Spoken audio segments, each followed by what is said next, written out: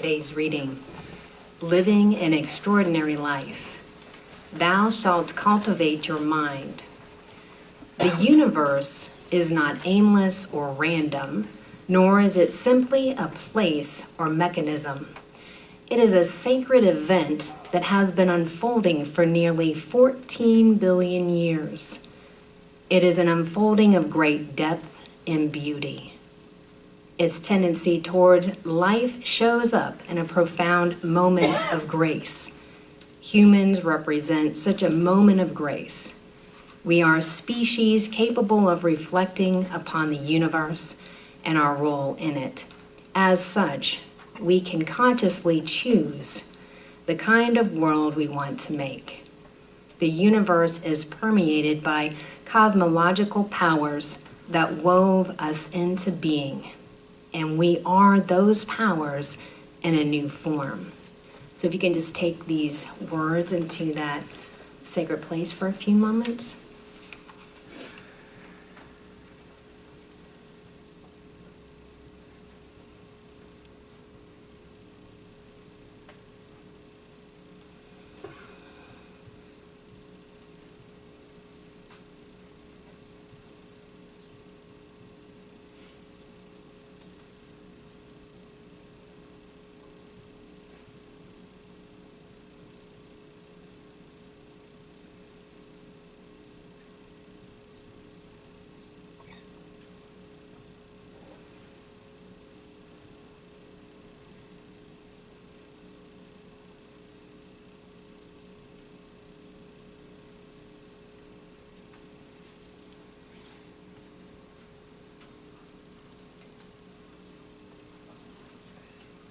So how good it is to know that God is breathing us, living through us, has us, and around us every moment of this day.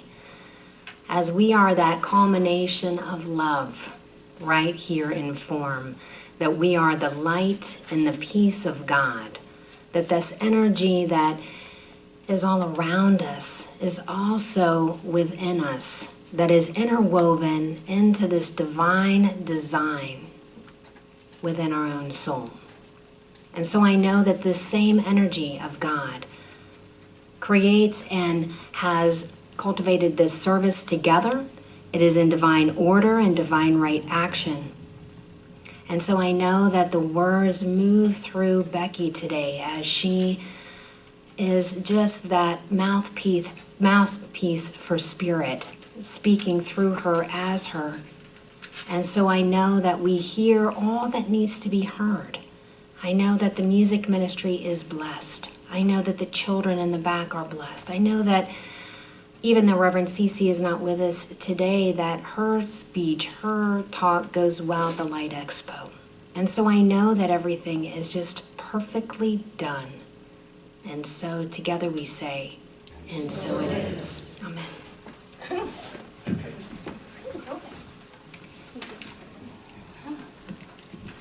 For spring out, that sure is warm. I was like, yeah, I was like, whoo! This could be that, it could be, other things. We won't go into detail on that. It is real good to be here. Real good to have the opportunity to be present with you today. And isn't that an awesome, Lana, I want to thank you for setting the tone for us today, for being that mouthpiece in your prayer. So thank you. And I love this talk. I was really honored to have the opportunity to introduce this series by Reverend Cece, a series that is for the next 2 months. I don't know if you've had a chance to look at the flyer yet, the new newsletter that has come out. It's the one that's got the purple on the side. And she gives a little brief description of what the next 2 months are going to be like for Sundays. And it's in regard to the new commandments and referencing how in the process of evolution, we grow, but so does our relationship with God. And in that affects the kind of connection that we have. And that being so, that we may want to kind of look at the role of the commandments, what they were and who they were for, and what they can be today for us and who we are in this day. So what I want to do is I'm going to take us through just a brief look at the reading because I think it's such an awesome reading. And I'm going to give you two stories, one about myself and my own evolution, and one about Ernest Holmes and his. And then we're going to come back around again with the 10 Commandments and that new commandment. Does that sound all right with you? Yeah. Okay, cool, thanks. All right. So the one thing I really appreciated is this idea that the universe is not aimless or random. Think about that. It is not aimless, and it sure isn't random, so what is it? Yeah, perfect, and it's set with intention. It's set with an intention, a purpose. It has its reason for being. Now that is powerful, and that says a lot. And not only does it say that, but it tells us that the universe, rather than being mechanistic or an object, is the sacred event that is just evolving and has been for over 14 billion years. Think about that. It's not an object. Now, there might be objects within it, but even the objects within the universe in and of itself is evolving, aren't they? Of which in the story, in this reading, it tells us that we are. We are one of those components of this universe. We're not 14 billion years old, but we had our moment when we came in. And like everything else in the universe, we came in not aimlessly, not by random, but by intention. We are here by intention. And like the universe that's evolving and expanding, so too are we. And as individuals, one of the roles or one of the things that we have is the ability to reflect, the ability to look at ourselves in relationship to the life and to the world around us and to make decisions because of that. And that's a powerful thing. You know, this is here by divine intention, isn't it? Maybe not originally this form, was it? But it came through another creator that thought this into being as a result of materials that were here by intention. Now, this doesn't have the ability to reflect, but it serves its own purpose, just like we have this ability to reflect. And from this, we get to decide what we want to do with our lives, how we want to live our lives, what we want to experience. I wanted to share a story with you about myself when I was real little. How many of you like riding bikes? I love bikes. And I remember my very first time being on one. It was a three-wheeler, my little tricycle. And I was maybe 2.5, 3 years old. And I can't tell you how thrilled I was when I got on my bike and I could go, and then I could stick my legs out going, whee!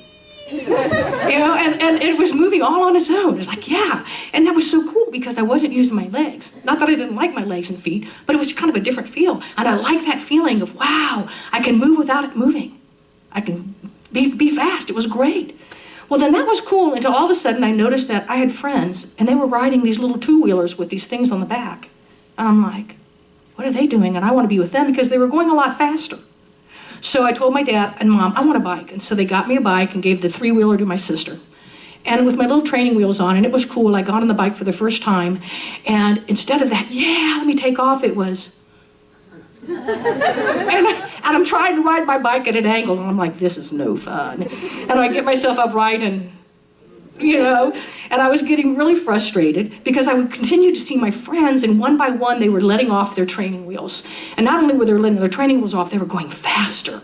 And I'm like, I want to be with my friends. So I told my dad, I said, take my training wheels off. He's like, Becky, are you sure? Yeah, take my training wheels off. I was like, all right. So he took them off, and I got on my bike, and I took off. I don't think I even made it one of those little cement block long little segments, before I crashed and burned. And it hurt my little leg, got up, wiped myself off, was mad, but I wanted to do it anyway. Got on my bike again, and went a little further, wiped out. But this time I wiped out good. Wiped out the side of my leg, my hands, you know, so I'm getting up crying, you know, and wipe my legs off. You know how you blow your hands when it gets hurt? And then you try to grab onto the handlebars again. Well, I did this a couple of times and realized, you know, falling on concrete is no fun. So I thought, what can I do? And I love it because I'm standing there as a kid on my bike like this going, what can I do? And then all of a sudden it was like this light, bing, grass on either side of me. Yes, I can go into the grass and fall. So I made that decision. So anytime I felt wobbly, have you ever had that? You fall wobbly and it's like, yeah, into the grass, boom. At least it didn't hurt as bad when you hit the grass, you know, the concrete. However, that pain only lasted, that good feeling only lasted so long because the concrete was really hard. It hurt. I mean, not concrete, but the grass was really hard. I didn't skin up like on the concrete, but it was no fun. And I'm like, what can I do? What can I do? I want to ride my bike, but I don't want to fall. The next thing I know, I realized that my foot slipped off the pedal and I landed on my foot. I'm like, oh my gosh, I can use my feet to help me so I don't have to fall.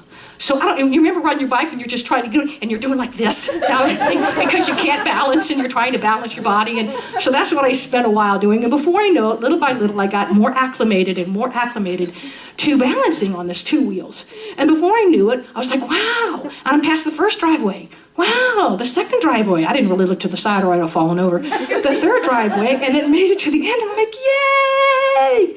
And that felt good. And then I'm riding up and down the sidewalk with my friends as fast as I can. And then before I knew it, they were outpacing me. And I'm like, what's going on? What's going on? I'm looking and their bikes are bigger. And I'm like, Dad, can I have a bigger bike? Well, that didn't happen until we moved. My sisters and I each got those little Stingray bikes with the long banana seats and the high handlebars and the little flag in the back. So mine was purple. And so I rode that sucker for years until about 13. I was too big for it. And so they got me my 2-wheeler Schwinn. And again, I rode that until that big day. And can you guess what that big day was? Driving my car. Yeah. I took off and never saw the bike again, except when I went to college for a little bit. And then it got rusted in the snow when we had that huge blizzard in '78. So I couldn't ride it again. So I didn't ride my bike for a while. But through the whole thing, I'm progressing in the kind of bikes that I'm riding. And then we got to a point when Gary and I met. He loved to ride, and he was kind enough to buy me a racing bike because I wanted a racing bike. So we had fun racing, and then I had somebody hit me from behind, and I got whiplash, and then I couldn't put that pressure anymore, so I needed something else. And so I gave that bike away, and I got the Townie I have now, which is like the little semi-recumbent bike, and I'm like, yeah.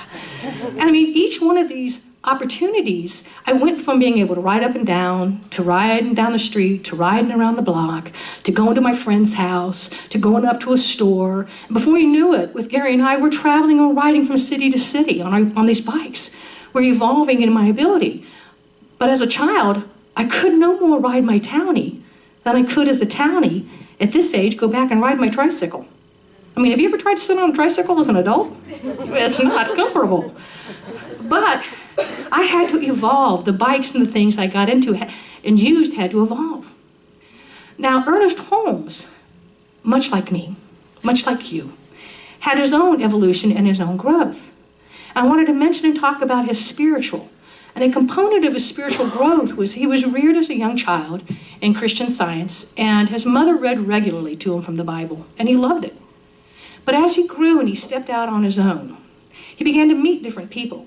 He learned different things. And in the process of meeting those different people and learning different things, he found within himself that the teachings that he grew up with were a wonderful foundation, but they weren't enough.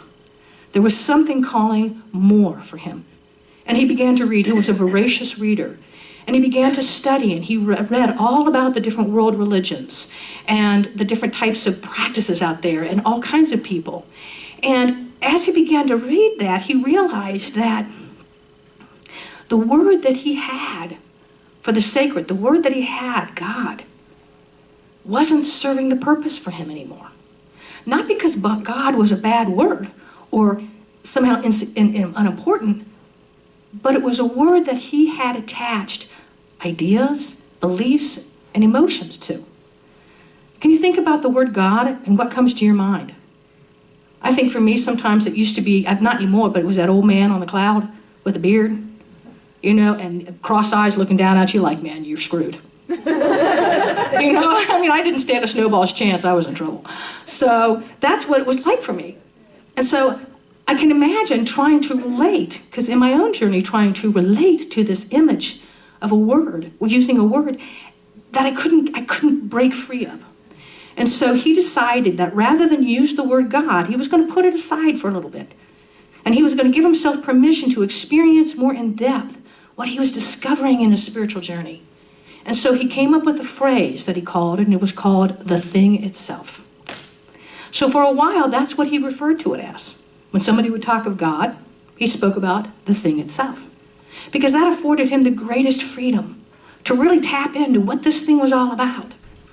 And then as he began to explore and as he began to embrace this experience that the freedom of not having a name gave him, then he found himself communicating, identifying God, the thing itself, as divine mind, infinite intelligence, first cause. And each of these names he gave it represented the nature of the source of his creator, the nature of it. First cause. That meant that this was the reason everything came into being. First cause. Divine mind. There's an infinite. We talked about this is not an aimless, random universe. There is a purpose and a reason, and there has to be a divine mind that's brought this into being. And if any of you have had the opportunity to look at the textbook, or if you haven't, you can go in and look at it. And you'll see all kinds of names that Ernest gave it in relation to what he understood it to be. The divine one, the soul, creative source, right? There are plenty, there are many of them. But they all tapped into his current experience and understanding. And then as he began to develop in that relationship, the word God came back in with ease. And you'll see in the textbook and in his writings, he'll use all these terms intermingling them.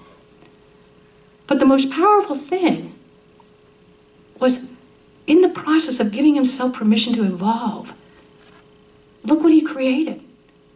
Look what he shared with us, this philosophy that he allowed to come through him to be expressed so that we could explore, we could read, and we could discern for ourselves our own relationship with the source of our being, giving it whatever name we felt. And from that depth of connection that he had, he was able to create a very powerful form of prayer called affirmative prayer. Because in that affirmative prayer and in his realization, in his relationship, he realized there was only one God, right? There's only one. Everything exists within the one. Therefore, we all are a part of this one divine mind. And that's what gives the power of anyone who does a spiritual treatment. You don't have to be a trained practitioner to do this. You just got to learn to do it. But it gives you the authority to speak when someone says, can you know for me my wholeness? Can you know for me prosperity? Well, sure, let me sit and let's move into the awareness that there's only one mind and you and I are part of it. That's what gives it its power, that one mind. And in that we create the opportunity for that openness and for that experience because we know that is the truth of the person that sits with us, that he's asked for that. And this is something that in this evolution that they're talking about and what Reverend Cece over the next 8 weeks is going to be talking about. We go back and it's all about evolving, right? Once Ernest Holmes left and he opened up his world, he could no more go back to the foundational elements of his teaching than I could go back and try to ride a three-wheeler, right? Of course, unless I get a big three-wheeler, but might be little. And so when we look at these teachings and we look at what she's talking about and this idea of new commandments, what she wants us to look at is that we are an evolutionary species, just like the universe, and that our relationship with our source is evolving. We're coming to know it in ever greater and deeper and fuller ways. And when we give ourselves our permission to be delighted by it, it is amazing. It truly is remarkable. But when we had the 10 Commandments and we follow, in looking at this, she's not going to have everybody toss the 10 Commandments out the window. But let's take a look and see why were they designed? Why were they developed? Who were they for? Think about the people of the time. They were a tribal people. And she talks about that in the newsletter if you want to read that. But are we that people today? We have that as our ancestry, but is that who we are today? If we think about what we know today, we move into this time, one of the things we know is that the mind itself does not think in words. The mind thinks in pictures. If I say eagle, what do you picture? Do you see E-A-G-L-E? Or do you see a flying bird or a bird sitting there, the eagle? This is really important because when we look at the New Testament, for example, or the Old Commandments, or the commandments, I couldn't say but the commandments, we notice that out of 10 commandments, only 2 of them are positive in nature. Honor their mother and father, and honor the Sabbath. Everything else is thou shalt not, thou shalt not, thou shalt not. And we understand in the brain through research that the brain does not understand the word no. It cannot picture the word no. There is no picture for it. So that when we essentially speak, thou shalt not take the name of the Lord thy God in vain, what are we doing? We're imaging the name of the Lord God in vain. Thou shalt not kill. What are we imaging? Thou shalt kill. Not that we're going to all say, let's go kill. But I mean, it's still that concept of what we put our focus on. And in science of mind, what we talk about is the idea that thoughts are things, and we have the power to change our experience in life by changing our thought about it. And that what we think and what we put our focus on, we strengthen. So when we're speaking, thou shalt not murder. Well, yeah, our hope is, and our intention is, you don't want somebody killed. Well, what's our focus? Ultimately, the only thing we can picture is not, but murder. So when we're bringing it into the context of the day, Reverend Cece, throughout this time, we're going to play with this concept. Maybe we want to change the words. Maybe we want to keep the 10 Commandments. Maybe they're awesome. But maybe at the least we might want to reframe them. Like, what would we say if we said, instead of saying, thou shalt not take the name of the Lord thy God in vain? How would we rephrase that positively? Thou shalt honor. Thou shalt celebrate. Thou shalt uplift. Thou shalt acknowledge with joy the name of the one from whom you come. How about, what would we change thou shalt not murder to in a positive reference? Yeah, thou shalt love, thou shalt honor life. And when we think about that, do you feel the difference between the two of those? I mean, energetically they're different. So when we're exploring these next couple of weeks, these next several weeks with Reverend Cece, these are some of the things that we're going to play with in the concept of who we are as evolving beings and our evolutionary experience with the creator of our life. So, why don't we go into prayer? And we go and we acknowledge that in this moment, right here and right now,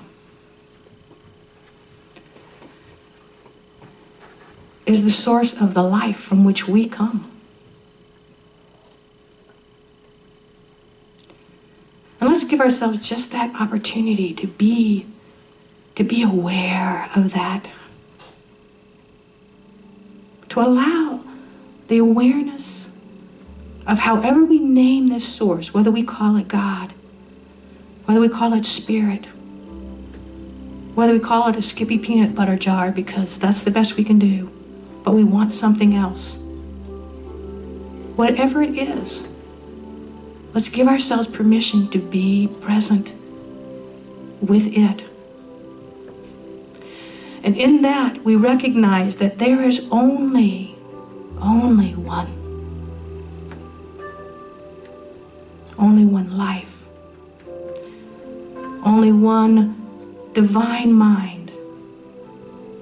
In which, from which, through which, as which, creation is unfolding. And it's unfolding as us. It is unfolding as the beauty of our being, the joy of what it is to be human, and the struggle of what it means to work through and learn who we are in this human form as a spiritual being. But what it is to delight in a world of wonder. That we are at choice at what we look at, what we see, what we focus on. So that we see the smile, the light in the eyes of the one that looks at us. the heart of the one who may be sitting next to us that we know nothing about, but who, like us, is wanting to be all that this heart within them is calling them to be. And that we recognize in that they, like us, even though we are approaching it very differently, are all part of that one divine mind. That one divine heart, almost like a diamond would be, and each of us the facets of that diamond.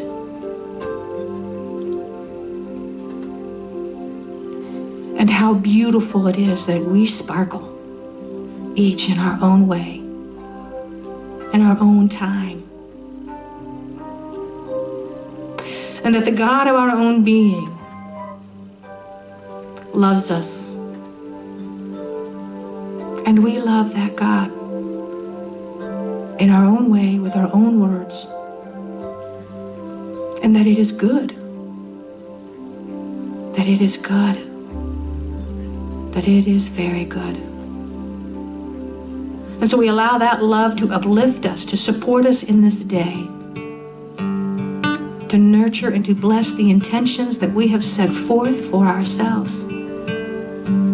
As it brings forth into our lives the people, the situations, the conditions that honor what it is that we are creating. Because we are divinely blessed and we are in divine connection, divine harmony, and in divine relationship with that which is the source of all creation. As vast as infinite as it is also very intimate and very close. And so we allow ourselves to embrace what it is that we are ready to embrace, knowing that right where we are is perfect. Is perfect. And so we lift this perfection up. We lift who it is that we are up with gratitude and with thanksgiving. As we in turn just lovingly let this intention go, let this knowing go, let this truth be so. And we say together, and so it is. And let's join together on the song Reflection. If you'd like to sing it, it's 51. I am just a thread, a simple thread in this glorious web of life. We are all just drops within a stream, flowing towards an ocean of light. We may forget where we come from. We may forget where we're going to. I might not see that you're a reflection of me as much as I'm a reflection of you. I am just a seed, a blessed seed with eternity unfolding in me. And I pray that as I grow, I will reveal the love that illuminates my soul. When I remember where we come from, when I remember where we're going to, then I will see that you're a reflection of me as much as I'm a reflection of you.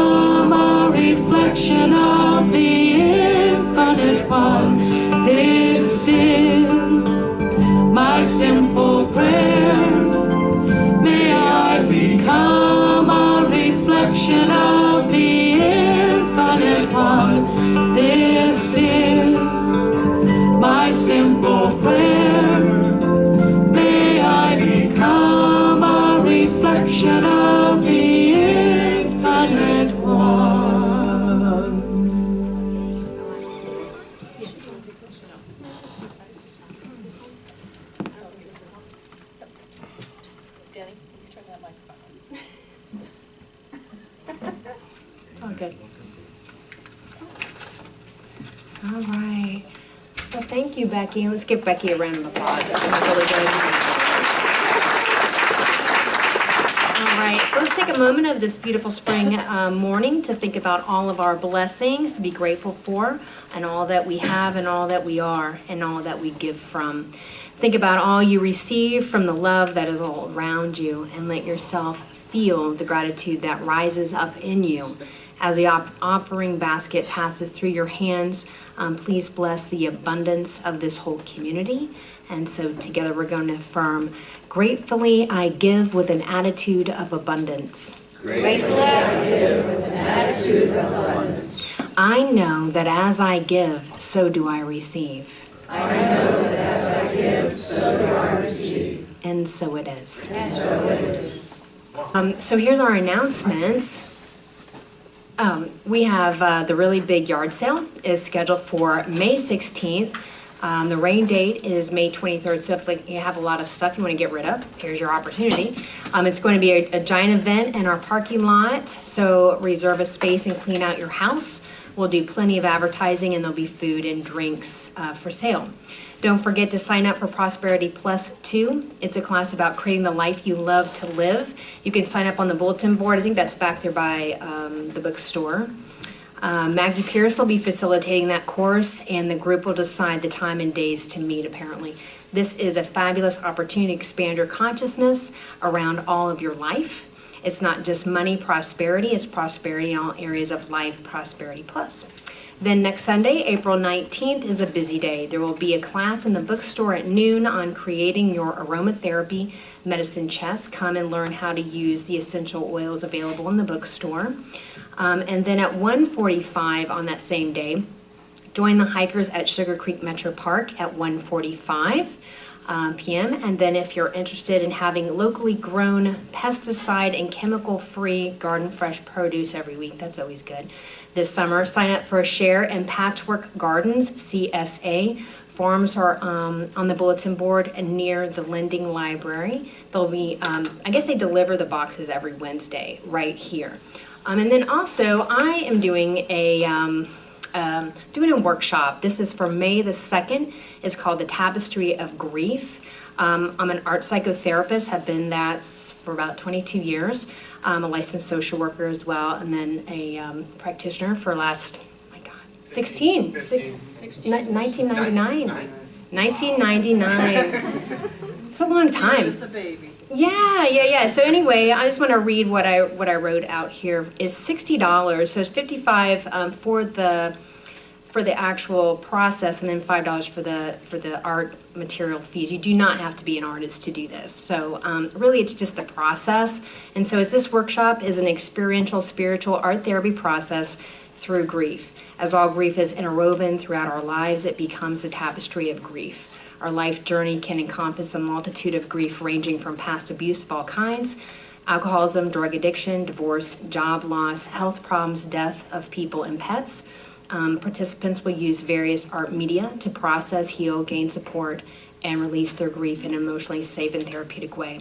Participants will be encouraged to bring in fabric that signifies a specific time in their life surrounding that grief experience. And then hopefully, really the end result will be to bring closure, meaning, awareness, insight, and relief. And I'll have these sign-up sheets back there on that little table by that animal collage thing that we got back there.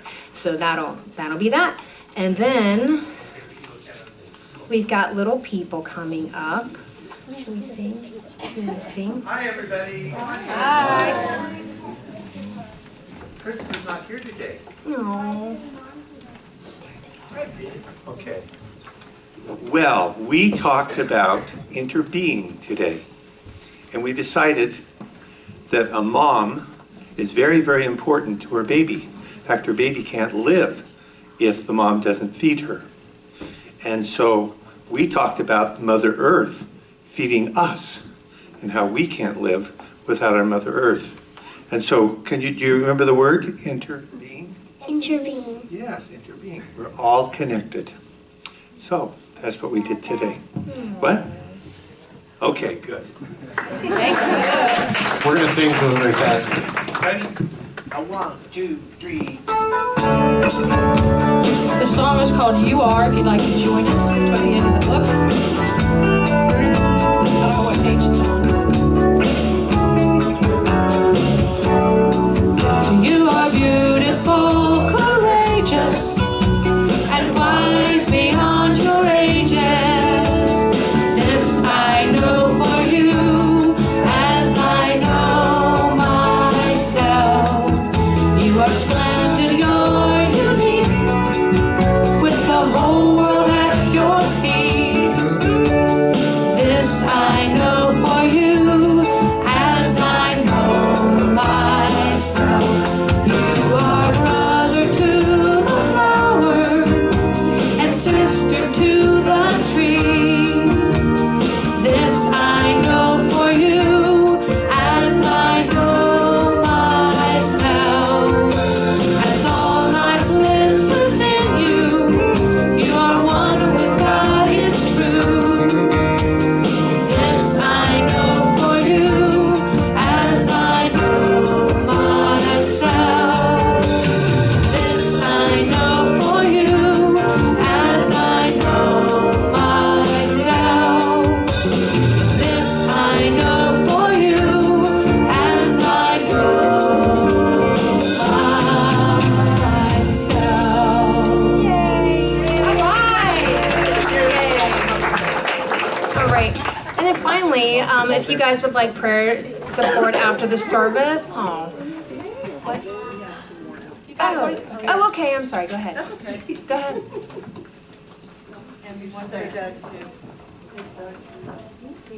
Where's Doug McQuain? Doug McQuain. Doug McQuain. Okay. Just quickly, shortly, we have just 3 more announcements.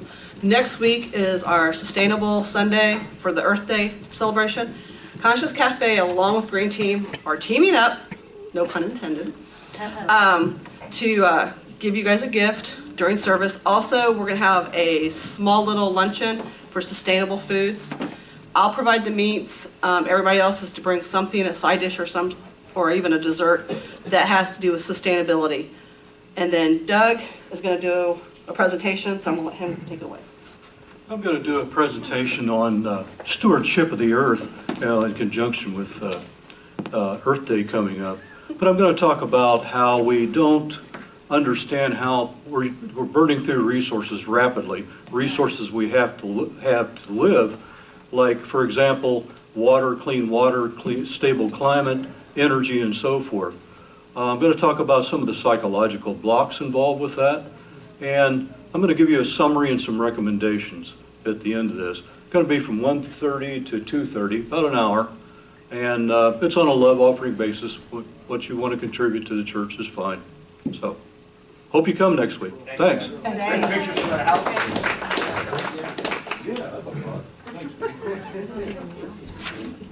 There's also a short meeting with the Green Team right after service. Okay, I just want to do a quick announcement about Cooking with God. How many of you have ever participated in Cooking with God in the past? Okay, so I know many of you have hosted an event, many of you have participated in a number of events. Our annual Cooking with God for 2015 is coming up next Sunday, and the bulletins will be the flyer. So be thinking about ideas that you might have to host an event. You can always co-host with one or more people. And I'll also post some ideas somewhere next Sunday too, to just get you thinking as well. But next Sunday, you'll see your forms to submit an event, and then the following Sunday, April 26th, is when you can start submitting events. So I hope many of you will participate one way or the other. Thanks. All right, finally, if you guys would like prayer support, find one of us. We have these white or teal shawls, so we're here to do prayer for you. We're licensed practitioners. We're here to give you that 1-minute miracle. And where you can leave a written request back there. There's a little prayer chest by the back door where it says all the practitioners. You have all our pictures right there, so you can put that there. And please stand for our closing affirmation. And then after that, we're going to sing I Release and Let Go. All right, repeat after me. The wholeness of the universe is seeking expression through me. The wholeness of the universe is seeking expression through me. Its nature is goodness, Its nature is goodness, truth, beauty, and wisdom. I allow it to shine through me today and always. I allow it to shine through me today and always. And so it is. So it is.